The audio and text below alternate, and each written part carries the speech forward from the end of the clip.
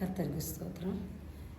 சிங்காசனத்தில் வீற்றிருக்கும் பரிசுத்தரே, பரிசுத்தரே, சிங்காசனத்தில் வீற்றிருக்கும் பரிசுத்தரே, பரிசுத்தரே, ஆராதனை உமக்கு, ஆராதனை, ஆராதனை உமக்கு, ஆராதனை, ஆராதனை உமக்கு, ஆராதனை, ஆராதனை உமக்கு, ஆராதனை, கேருபீன்கள் சேராபீன்கள் போற்றிடும் எங்கள் பரிசுத்தரே, ஆராதனை உமக்கு, ஆராதனை, ஆராதனை உமக்கு, ஆராதனை, ஏழு புத்துலகின் மத்தியிலே உலாவிடும் எங்கள் பரிசுத்தரே, ஆராதனை உமக்கு, ஆராதனை, ஆராதனை உமக்கு, ஆராதனை, ஆராதனை உமக்கு, ஆராதனை, ஆராதனை உமக்கு, ஆராதனை. மத்தாயிடைய சுவிசேஷத்திலே 16 அதிகாரத்திலே 19 வசனத்திலே இயேசு அதே குறித்து அவர்களை நோக்கி, நீங்கள் இந்த ஸ்திரீயை ஏன் தொந்தரவு படுத்துகிறீர்கள்? என்னிடத்தில் நல்கிரியை செய்திருக்கிறார் அப்படின்னு இந்த வார்த்தை சொல்கிறாங்க. நம்முடைய எந்த விஷயங்கள் ஆனாலும் நம்ம அதை கர்த்தருக்கு தெரியப்படுத்தணும். தெரியப்படுத்துனது முக்கியமான ஒரு விஷயம். அப்போது கர்த்தருக்கு ரொம்ப பிடிக்கும்.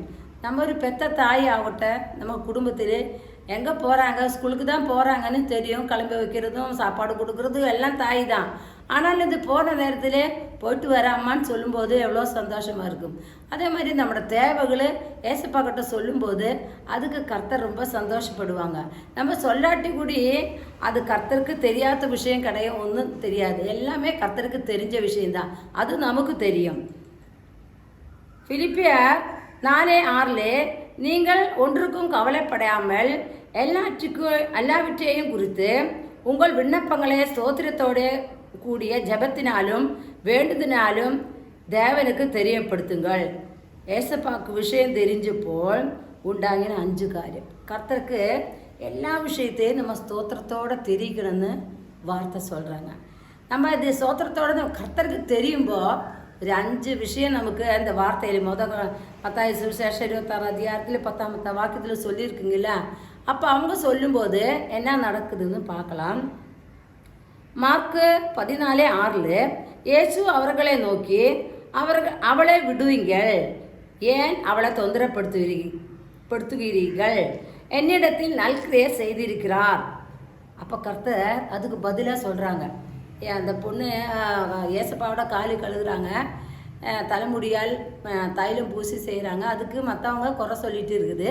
அந்த குறை சொல்லும்போது அதுக்கு கர்த்தர் என்ன சொல்கிறாங்க, ஏன் அவங்கள தொந்தரப்படுத்துறீங்க? அவளை விடுவிக்க சொல்கிறாங்க.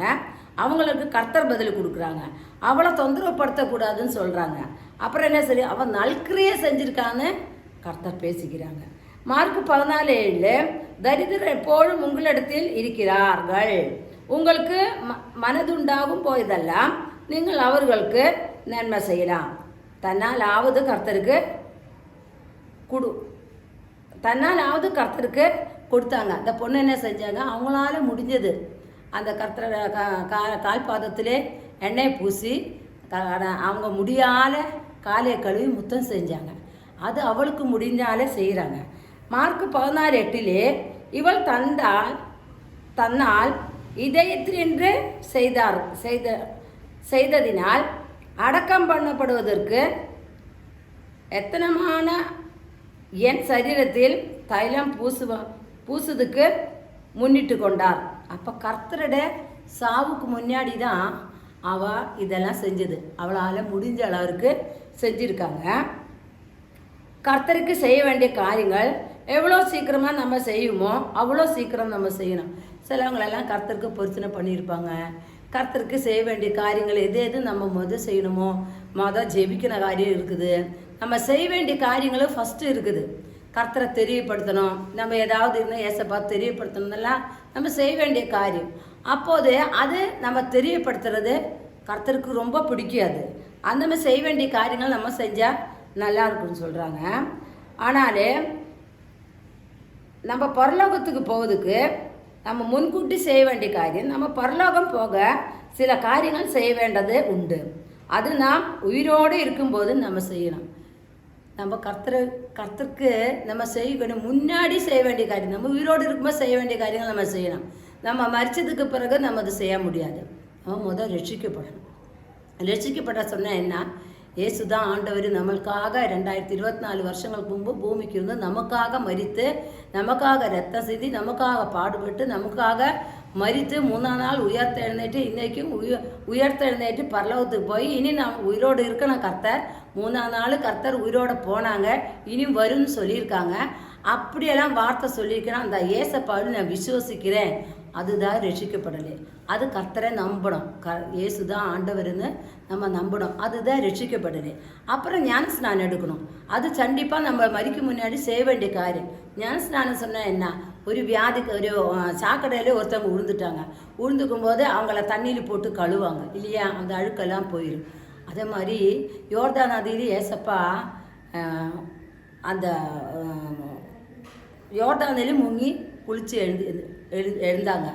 அதே மாதிரி நம்ம என்ன செய்யுது? பாவத்துக்கு நம்ம மரிக்கணும். அதுக்கு நமக்கு சரீரத்தில் எல்லாம் பாவங்களோட ஏசப்பா ரட்சகனாக ஏற்றுக்கொண்டாங்க. அந்த தண்ணிக்குள்ளார நம்ம முங்கி ஏந்திரிக்கும் போது நம்ம உள்ளுக்குள்ளாரையும் வெளியே இருக்குன்னா எல்லா பாவங்களும் கழுகி சுத்திகரிச்சதுக்கப்புறம் நம்ம ஏந்திரிக்கும் போது, அந்த குளிச்சு நம்ம ஏந்திரிக்கும் போது நம்ம ஒரு புது சிருஷ்டி. அது ஏசப்பாவோட பிள்ளை. ஜீவ புஸ்தகத்தில் பேர் எழுதுவாங்க. பரிசுத்த ஆவியானவர் நம்ம மேலே இறங்குவாங்க. அப்பேற்பட்ட காரியங்கள் நம்ம முன்கூட்டி செஞ்சாதான் மரிச்சதுக்கு பிறகு நம்ம செய்யறதுக்கு வைக்கக்கூடாது. எவ்வளோ சீக்கிரமாக செய்யணுமோ அவ்வளோ சீக்கிரமாக செய்ய வேண்டிய காரியம். அப்புறம் கர்த்தருக்காக வாழணும். கர்த்தருக்கு தெரியாத அது தெரியணும். நம்ம இப்படியெல்லாம் முன்கூட்டி செய்கிறாங்க. நான் முன்கூட்டி செய்கிறவர் ஆனன்னு கர்த்தருக்கு தெரியணும். அப்போ நம்ம செய்ய வேண்டிய காரியங்களெல்லாம் கர்த்தர் நம்மளை அக்கினியால் கொத்த கண்ணில் கர்த்தர் தானே நம்மளை பார்த்துட்டு தான் இருக்காங்க. நம்ம என்ன செய்கிறாங்க, என்ன செய்ய போகுதுன்னு அவருக்கு தெரியாத காரியம் ஒன்றும் கிடையாது. அப்போது இந்த வார்த்தையிலேருந்து புரியுறது என்ன? கர்த்தருக்கு செய்ய வேண்டிய காரியங்கள் முன்கூட்டி கர்த்தரை தெரிஞ்சு நம்ம செய்ய வேண்டிய காரியங்கள் செய்யணும். எப்படி செய்யணும்? ரட்சிக்கப்படணும், ஞானஸ்நானம் எடுக்கணும், ஏசப்பாக்காக வாழணும். இந்த 3 காரியம் நம்ம மரிக்கிறதுக்கு முன்னாடி செஞ்சே தான் ஆகணும்னு கர்த்தருக்கு பிடிச்ச காரியம். நம்ம முன்கூட்டி செய்யும்போது அது கர்த்தருக்காக வாழணும். இதெல்லாம் கர்த்தருக்கு பிடிச்ச காரியம், கர்த்தருக்கு தெரிஞ்ச காரியம். அதனால நம்ம முன்கூட்டி செய்துன்னு இந்த வார்த்தை மூலம் உங்களோடு பேசுகிறாங்க. இயேசு கிறிஸ்துவின் நாமத்தினாலே ஒவ்வொருத்தரையும் ஆசீர்வதிப்பாராக. இந்த வார்த்தை மூலம் ஒவ்வொரு ஜனங்களும் வார்த்தை மூலம் ஒவ்வொருத்தரையும் ரட்சிக்கப்படுவதுக்கு கிருபா தருவீராக. ஏசப்பா ஒவ்வொருத்தரும் ஜீவ புஸ்தகத்திலே பேர் எழுதான் கிருபா தருவீராகப்பா. அப்பா ஹல்லேலூயா, ஸ்தோத்திரம் கர்த்தாவே. அந்த ஸ்ரீ ஏசப்பா கிட்ட அந்த அவளை குறித்து நிறைய பேர் தப்பாக சொல்லும்போது கர்த்தருக்கு முன்கூட்டி செஞ்சதுனால கர்த்தர் பதில் கொடுக்குறாங்க. அவளை விடுவீங்கன்னு சொல்கிறாங்க. அவளை தொந்தரவு பண்ணாதீங்கன்னு சொல்கிறாங்க. அவள் செய்தது நல்கிரியன்னு சொல்கிறாங்க. அப்பேற்பட்ட காரியங்கள் நம்மளும் முன்கூட்டி நம்ம செய்யும்போது கர்த்தர் நம்மளை குறித்து நல்ல காரியங்கள் செய்வாங்க. ஒவ்வொருத்தரையும் இந்த வார்த்தை மூலம் ஆசீர்வதிப்பாராகப்பா. இயேசு கிறிஸ்துவின் நாமத்தினால ஜீவனால நல்ல பிதாவே, ஆமென். God bless you. Thank you.